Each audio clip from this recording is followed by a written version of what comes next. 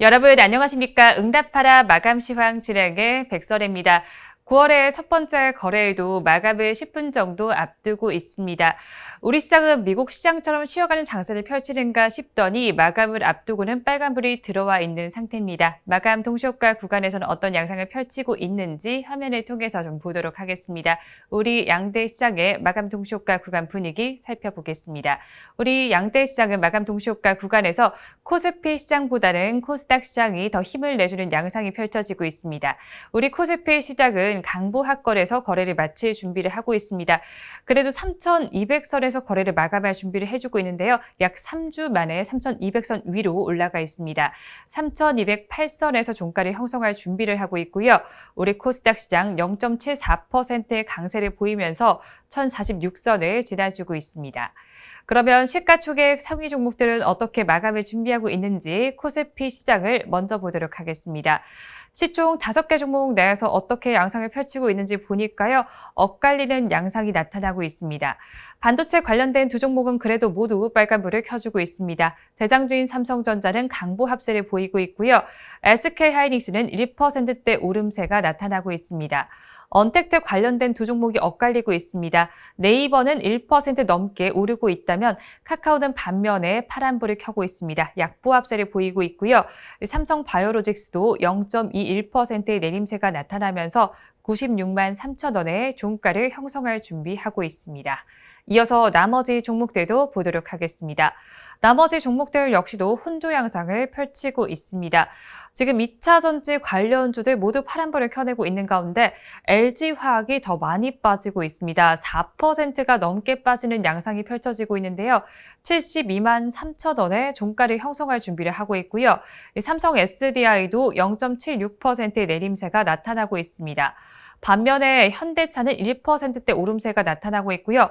카카오뱅크가 화면에 보이는 종목들 중에서는 가장 잘 가고 있습니다. 5%가 넘게 올라주면서 마감 동시효과 구간을 지나고 있습니다.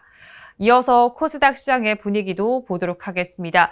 코스닥 시장의 분위기는 코스피 시장보다는 좋지 못합니다. 지수는 더 잘 가고 있지만 파란불을 켜낸 종목이 더 많은 상황입니다. 시총 상위 종목들 중에서 셀트리온, 형제는 지금 모두 1%대 약세를 보여주고 있는데요.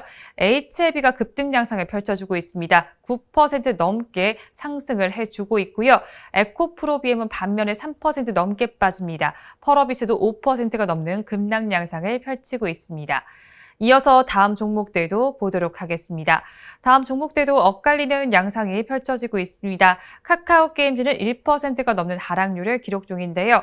SK머티리얼즈 강보합권에 들면서 마감을 준비하고 있습니다. 반면에 LNF는 살짝의 약세를 보이고 있고요. 알테오젠과 시젠은 1%대 강세를 보이고 있습니다. 알테오젠은 86,100원에 또 시젠은 66,800원에 마감 동시효과 구간을 지나고 있습니다. 지금까지 마감 동시효과 구간의 분위기는 저와 함께 보셨고요. 이어서 오늘장 인기 검색어는 이화영 아나운서와 함께 체크를 해보도록 하겠습니다. 스톡 여러분 안녕, 스톡피아의 주식 요정입니다. 국내 신종 코로나 바이러스 신규 확진자 수가 다시 2,000명대로 올라선 것으로 보입니다. 2,000명대 확진자는 지난달 25일 이후 일주일 만인 건데요. 전해철 행정안전부 장관은 오늘 중앙재난안전대책본부 회의 모두 발언에서 오늘 확진자 수는 2,000명을 약간 넘어설 것으로 예상된다고 밝혔습니다. 전 장관은 강도 높은 방역 조치가 8주가량 이어지면서 소상공인과 자영업자의 피해와 아픔이 심화되고 있다며 이번 주 방역 수칙을 새롭게 논의하는 과정에서 위중증 환자 수와 델타 변이 확산 추이, 접종률 등과 함께 현장의 고통과 어려움도 종합적으로 고려하겠다고 약속했습니다. 그렇다면 오늘 시장에서 핫했던 종목들 바로 살펴보도록 하겠습니다.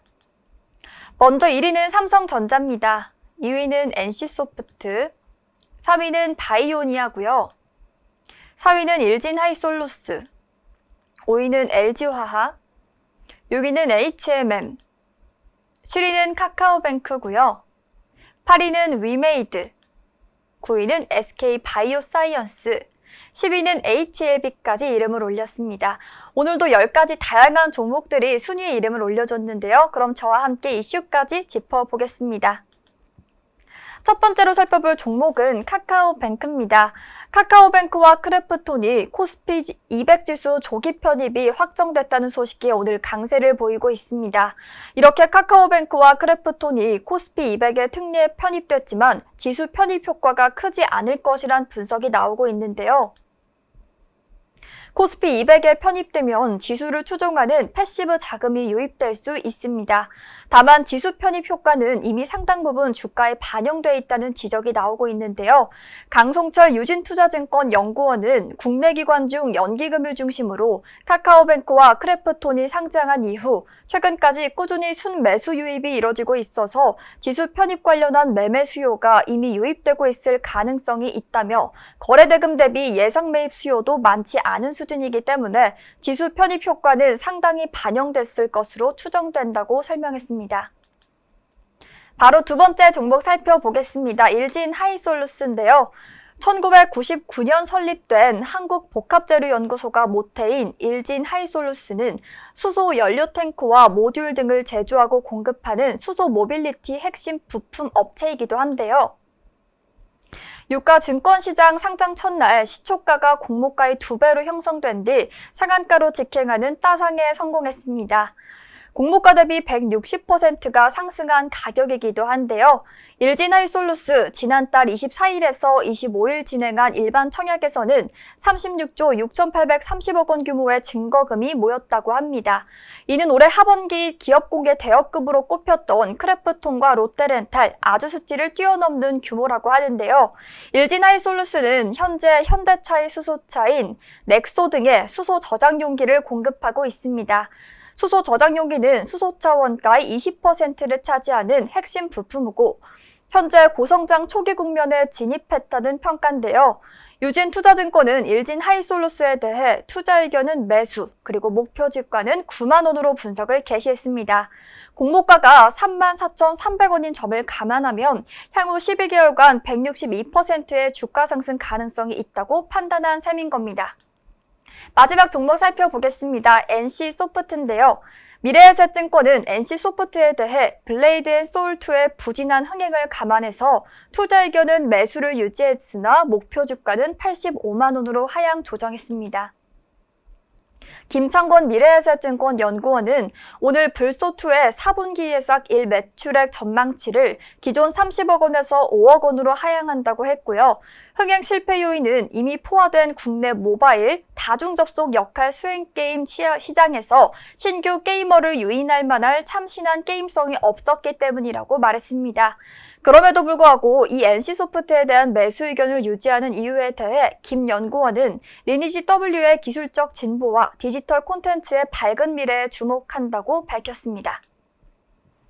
네, 오늘 이렇게 저와 함께 카카오뱅크부터 일진하이솔루스, 마지막 NC소프트까지 살펴봤습니다. 그럼 저희 내일 이 시간에 다시 돌아올게요. 스톡 여러분, 안녕! 네, 오늘장 인기 검색어는 이화영 아나운서와 함께 체크해 보셨고요. 이어서 시가총액 상위 종목들의 이슈는 저와 함께 보도록 하겠습니다. 2차 전지주와 관련된 이슈들을 좀 보도록 하겠습니다. 차트와 함께 좀 체크를 해보도록 하겠습니다. 중국에서는 저비용을 이제 강점으로 내세우면서 나타나고 있습니다. 올해 1월에서 7월까지 판매된 세계 전기차 탑재 배터리 사용량 순위에서 SK이노베이션이 처음으로 삼성 SDI를 제쳤습니다. 중국 업체들의 저가 공세는 더 거세지고 있는 상황인데요. LG 에너지 솔루션은 2위로 내려앉았습니다. SK이노베이션의 경우에는 오늘 1.8%의 약세로 마감 동시효과 구간을 지나고 있습니다. 다음으로 현대차를 좀 보겠습니다. 열쇠 없이도 아이폰으로 차문을 열고 닫을 수 있는 신기술이 현대차의 새 전기차에 들어가는 것으로 확인이 됐습니다. 지금까지는 삼성 스마트폰에서만 가능을 했지만 애플이 현대차와 핵심 기술을 공유한 것으로 파악이 되고 있는데요. 애플이 현대차에 앞서서 디지털 키 기술을 협업한 곳은 독일 BMW뿐이었습니다. 다음으로 HLB 보도록 하겠습니다. 글로벌 권리를 확보한 베트남의 코로나19 백신인 나노코박스가 이번 달 중에 베트남 보건부에 긴급 승인을 받을 수 있을 것이라는 전망이 나오고 있습니다. 그러면서 주가가 오늘 강세를 보여주고 있습니다. 백신의 긴급 승인이 실패됐거나 보류된 것이 아닌 만큼 이제 한번 주목해 보셔도 좋을 것 같습니다. 마감 동시효과 구간 함께 하셨습니다. 오늘 IPO와 함께 또 이제 시장을 떠들썩하게 했던 종목이 하나 더 있었습니다. 바로 남양유업인데요. 종가 상황을 차트와 함께 좀 보도록 하겠습니다. 오늘 급락 양상이 펼쳐졌습니다. 종가 상황을 한번 체크를 해보시면요. 남양유업의 경우에는 3.19%의 약세로 마쳤습니다. 54만 7천 원의 종가는 형성이 됐습니다. 어떤 이슈가 있었는지 좀 보도록 하겠습니다. 아침에 아마 뉴스를 다 접하셨을 것 같은데요. 홍원식 전 남양유업 회장이 한행컴퍼니와 맺은 주식 매매 계약을 해제한다고 통보했습니다. 남양유업은 불가리스 사태 등 그간의 사태에 대한 오너의 책임으로 인해서 경영의 정상화를 위해서 지분 매각에 나선 상태였는데요.